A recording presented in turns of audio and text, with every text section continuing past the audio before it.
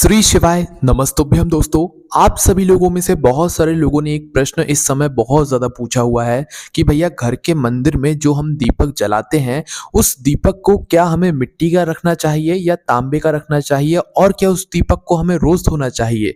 इसके अलावा दोस्तों जो हमारे घर में घंटी होती है क्या उस घंटी को हम लोग रोज़ धो सकते हैं और घंटी को सुबह बजाना चाहिए कि शाम को बजाना चाहिए, दोनों समय बजा सकते हैं कि नहीं बजा सकते हैं और क्या दीपक को धो सकते हैं या नहीं धो सकते हैं। दीपक को जब हम अपने घर के मंदिर में जलाते हैं तो उसकी बत्ती का मुख हमें किस तरफ रखना चाहिए, घंटी को किस दिशा में नहीं रखना चाहिए, घंटी को अपने मंदिर में कहाँ पर रखना चाहिए। तो अपने घर के मंदिर में जो दीपक और घंटी रखी हुई होती है उससे जुड़ी हुई सारी जानकारी आपको इस वीडियो में मिल जाएगी। आप लोग अगर गलती भी कर रहे होंगे तो अपनी उस गलती को आप आज से सुधार लीजिएगा, क्योंकि बहुत सारे लोग इस बात को नहीं जानते हैं। सबसे पहली चीज दोस्तों हम बात करते हैं आपके घर के मंदिर में जो आप दिया बाती करते हो सुबह शाम पर, भाई वो जो दीपक है क्या आपको उस दीपक को धोना चाहिए। अब देखो यहाँ पर दीपक भी दो तरह के होते हैं, एक दीपक तो मिट्टी का होता है, एक दीपक होता है तांबे का। और घर के मंदिर में जो दीपक लगाया जाता है उस दीपक का एक नियम होता है कि वो दीपक कभी भी बदला नहीं जाता है, क्योंकि उस घर के मंदिर के दीपक में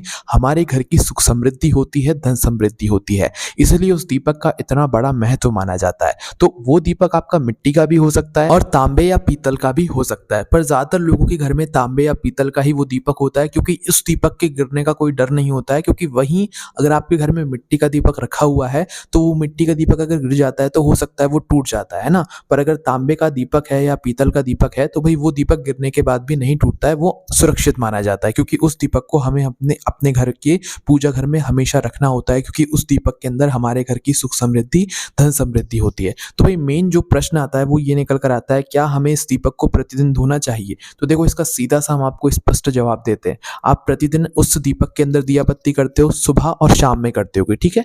सुबह आपने एक बार दिया बत्ती करी जब आपने भगवानों को स्नान कराया, उसके बाद आपने शाम को दिया बत्ती करी। अब जब आपने दो टाइम उसमें दिया बत्ती करी तो उसके अंदर बत्ती रहेगी, आप उस बत्ती को निकाल कर ही दूसरी बार जो है दिया बत्ती करोगे।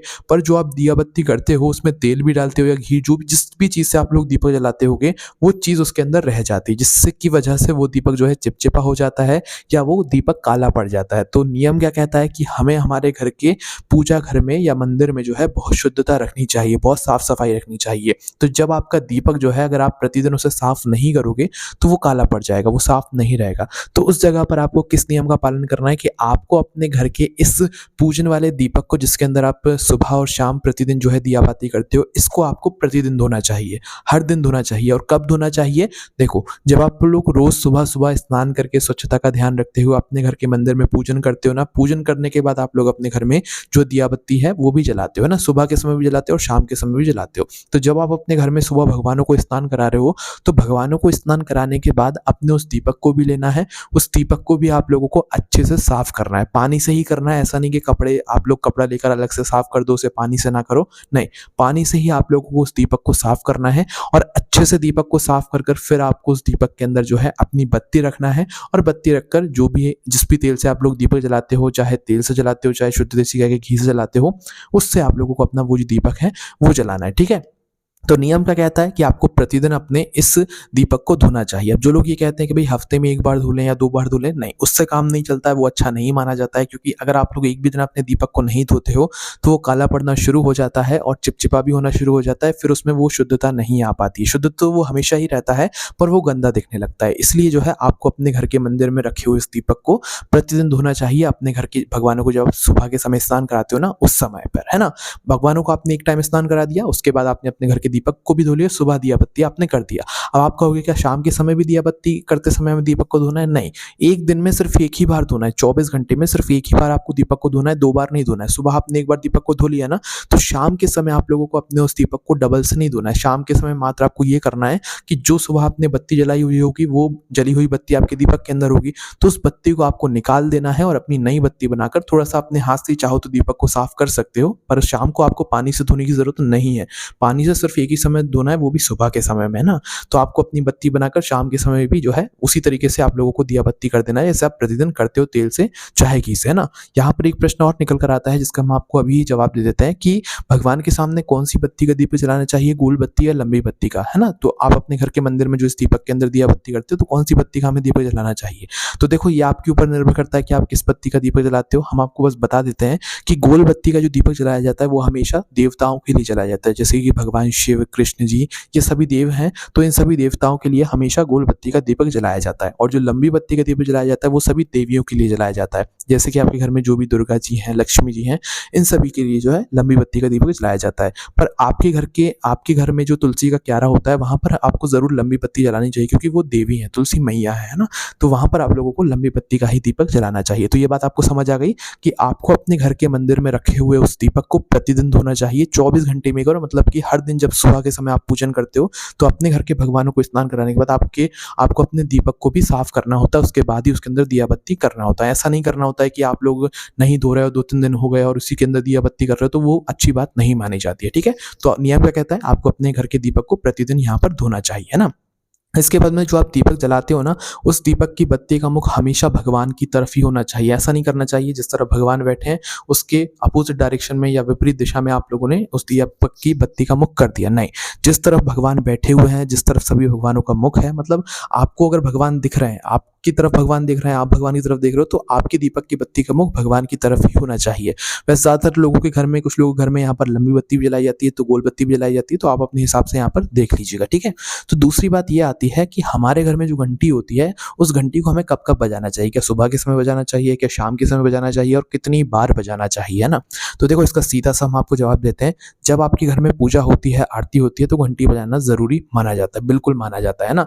तो सुबह के समय जब आप अपनी आरती करते हो या पूजा करते हो, तो आपको घंटी बजानी चाहिए। कितनी बार बजानी चाहिए? देखो, अगर आप लोग अपने घर में भगवान की आरती कर रहे हो, तो आरती जब तक आपकी पूरी नहीं हो जाती, जब तक आपको घंटी बजाते रहना चाहिए, है ना?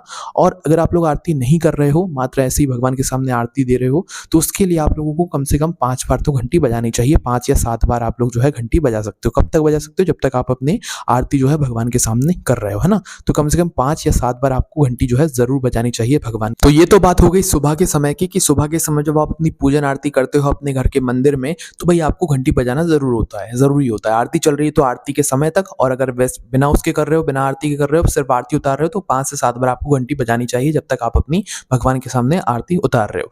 इसके बाद में घंटी बजाना कब ज़रूरी होता है? जब आप भगवान के लिए भोग रखते हो, मतलब आपने दिन भर में कुछ भी बनाया, बहुत सारे लोग दिन भर में भगवानों को भोग बनाते हैं, तो जब भी आपके घर में कुछ भगवानों के लिए भोग बनता है, लड्डू गोपाल के लिए भोग बनता है, तो उस समय भी आपको घंटी बजाना ज़रूरी होता है। वो भी कितनी बार? 5 बार। 5 बार या 7 बार आप लोगों को, कम से कम 5 बार तो आप लोगों को भगवान के सामने घंटी बजानी चाहिए। अब ऐसा भी नहीं कि घंटी हमने आपको बजाने बोल दिया तो आप बजाए जा रहे हो, नहीं। ज़्यादा बार भी घंटी नहीं बजाना चाहिए, 5 या 7 बार बहुत होता है। इतने में आप लोगों का जो भोजन है वो भगवान के पास पहुँच जाता है, ठीक है? तो जब भी आप भगवान के लिए कुछ भोग लगाओ, तो उस समय भी आप लोगों को भगवान के सामने घंटी बजाना ज़रूरी होता है।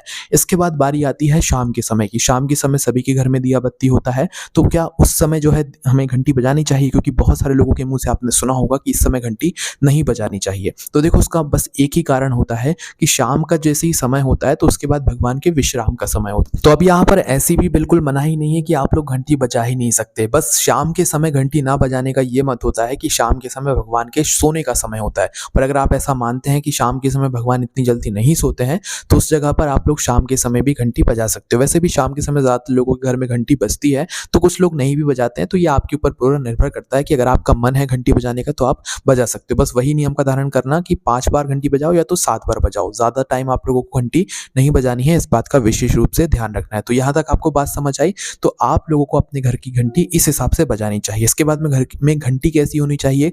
घर में हमेशा गरुड़ घंटी होनी चाहिए। गरुड़ घंटी का मतलब ये होता है कि जो आपके घर में घंटी होती है, उस घंटी के ऊपर आपने देखा होगा एक अलग सी आकृति, मतलब चेहरे की बनी हुई हो, तो वो गरुड़ भगवान की वो आकृति होती है। तो आपको अपने घर के मंदिर में वही घंटी रखनी चाहिए जो कि गरुड़ भगवान वाली घंटी हो, जिसका नाम गरुड़ घंटी हम लोग कहते हैं ना। ऐसी घंटी नहीं रखना चाहिए जिसमें सिर्फ घंटी हो और ऊपर कुछ भी यहाँ पर गरुड़ भगवान का मुख ना बना हुआ हो, है ना। तो ऐसी ही घंटी अपने घर में रखें जिस घंटी के ऊपर जो है यहाँ पर भगवान का मुख बना हुआ हो, गरुड़ भगवान का मुख बना हुआ हो और वो गरुड़ घंटी हो, ठीक है? वही घंटी आपको अपने घर में रखनी चाहिए। घंटी को कभी भी अपने घर के मंदिर में दक्षिण दिशा की तरफ नहीं रखना चाहिए और घर की जो आपकी घंटी है, मतलब जो मंदिर की घंटी है, वो हमेशा आपको घर के जो आपके घर में मंदिर बना हुआ है, उस मंदिर के गेट पर ही रखी होनी चाहिए। मतलब मंदिर का जो सामने वाला भाग होता है ना, वहीं पर रखी होनी चाहिए। जिस तरीके से भगवान को आप अपनी तरफ मुख करके बैठाते हो, वैसे ही आपको घंटी, गरुड़ घंटी को भी सामने की तरफ करके ही जो है रखना चाहिए। ये बात आप लोग समझ गए होंगे।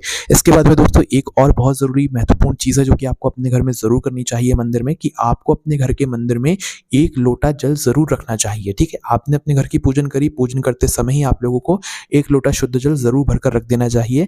अब हम ऐसा नहीं कह रहे हैं कि आपको 1 लोटा बिल्कुल बड़ा जल भरकर रखना है, नहीं, बड़ा लोटा जल भरकर रखना है ऐसा नहीं है। आप चाहे छोटी-सी जो लुटिया जिसे आप लोग कहते हो, छोटी-सी कुछ ऐसा पात्र ले लो जिसके अंदर आप लोग जल भर सको, पर आप लोगों को अपने घर में जो है जल भरकर ज़रूर रखना चाहिए। ऐसे बिना जल भरे नहीं रखना चाहिए, कि जल भरकर रखना बहुत ही यहाँ पर अच्छा माना जाता है। तो क्या करना है आप लोगों को, जब तक आपके पास छोटा लोटा ना हो तो उस समय तक आप लोग बड़ा लोटा ही मतलब जल का भर कर रख दिया करो। बाकी जैसे आपके पास छोटा लोटा आ जाए तो ऐसा भगवान के हिसाब का छोटा-सा लोटा ले लो जिसके अंदर भगवानों के लिए पानी बन जाए। तो 1 लोटा जल आप लोगों को जो है छोटा-सा ज़रूर अपने घर के मंदिर में रखना चाहिए। ये बहुत ही अच्छा माना जाता है और इस नियम का आपको बिल्कुल यहाँ पर पालन करना चाहिए। तो हम आशा करते हैं कि हमने आपको इन सारे प्रश्नों के जवाब दे दिए होंगे। सबसे पहले हमने आपको ये चीज़ बताई कि आपको अपने घर के मंदिर में जो आपका दीपक रखा होता है उसे प्रतिदिन धोना चाहिए। वो दीपक मिट्टी का भी आप लोग रख सकते हो, किसी में यहाँ पर कोई मनाही नहीं है, क्योंकि ज़्यादातर लोगों के मुँह से आपने सुना होगा कि मिट्टी का जो दीपक होता है वो एक बार इस्तेमाल करके बाहर कर दिया जाता है। पर अगर आप अपने घर के मंदिर में मिट्टी का दीपक रखते हो, मिट्टी का दीपक प्रतिदिन जलाते हो, तो आप मिट्टी का दीपक भी प्रतिदिन धोकर उसे जो है साफ करके आप लोग जला सकते हो, कोई दिक्कत वाली बात नहीं है, ठीक है? तो मिट्टी का भी रख सकते हो। बाकी आपके पास पीतल का या तांबे का दीपक है तो उसको भी आपको प्रतिदिन धोकर ही जो है यहाँ पर जलाना है। मिट्टी का है तो वो भी आप लोगों को प्रतिदिन धोकर ही अपने घर में दीपक जलाना है। इसके बाद में हमने आपको गरुड़ घंटी के बारे में बताया कि गरुड़ घंटी ही आपके घर में होनी चाहिए, जो कि गरुड़ भगवान वाली घंटी हो। इसके बाद में उस घंटी को रखने की दिशा हमने आपको बता दी, दक्षिण दिशा में नहीं रखा होना चाहिए। आपको अपने घर के जो मंदिर है बिल्कुल सामने की तरफ करके ही अपनी घंटी को रखना चाहिए। इसके बाद में घंटी को 5 से 7 बार आपको ज़्यादा नहीं बजाना चाहिए, ठीक है? और शाम के समय भगवान के शयन का समय होता है, विश्राम के समय होता है, इसलिए शाम के समय ज़्यादातर जो है घंटी नहीं बजाई जाती है, ये भी हमने आपको बता दिया।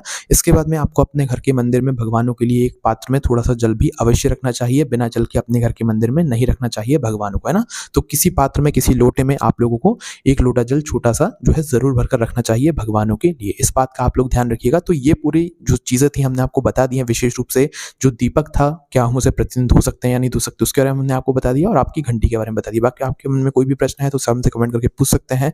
हमारी वेबसाइट भोलेनाथपति.com पर भी आप लोगों को ये सारी जानकारी पढ़ने के लिए मिल जाएगी। ओम नमः शिवाय, जय भोले बाबा श्री शिवाय, नमस्तुभ्यम।